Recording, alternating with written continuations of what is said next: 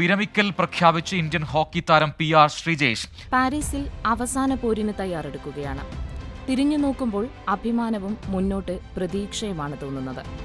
കുടുംബത്തിനും സഹതാരങ്ങൾക്കും പരിശീലകർക്കും ആരാധകർക്കും നന്ദി.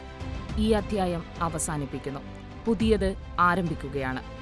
നീണ്ട 18 വർഷത്തെ കരിയറിനൊടുവിൽ വിരമിക്കൽ പ്രഖ്യാപിച്ചുകൊണ്ടുള്ള ഇന്ത്യൻ ഹോക്കി മുൻ ക്യാപ്റ്റൻ PR ശ്രീജേഷിന്റെ വൈകാരിക കുറിപ്പാണിത്.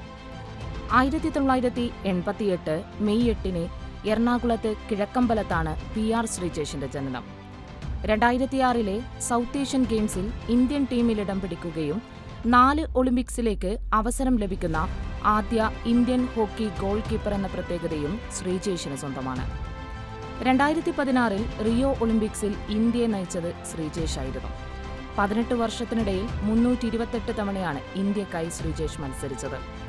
2020 ടോക്കിയോ ഒളിമ്പിക്സിൽ വെങ്കലവും 2014 2022 ഏഷ്യൻ ഗെയിംസിൽ സ്വർണം, 2016 2018 ചാമ്പ്യൻസ് ട്രോഫിയിൽ വെള്ളി, 2018 ഏഷ്യൻ ഗെയിംസിൽ വെങ്കലം, 2015 ഹോക്കി വേൾഡ് ലീഗിൽ വെങ്കലവും നേടി, 2013 അർജുന അവാർഡ്, 2017 പത്മശ്രീ പുരസ്കാരം, 2021 പരമോന്നത കായിക ബഹുമതിയായ മേജർ ധ്യാൻചന്ദ് ഖേൽരത്ന പുരസ്കാരം നൽകി രാജ്യം ശ്രീജേഷിനെ ആദരിച്ചിരുന്നു. സ്വർണം നേടി തന്നെ മലയാളിയുടെ സ്വകാര്യ അഭിമാനമായ PR ശ്രീജേഷിനെ തന്റെ കരിയർ അവസാനിപ്പിക്കാൻ സാധിക്കട്ടെ.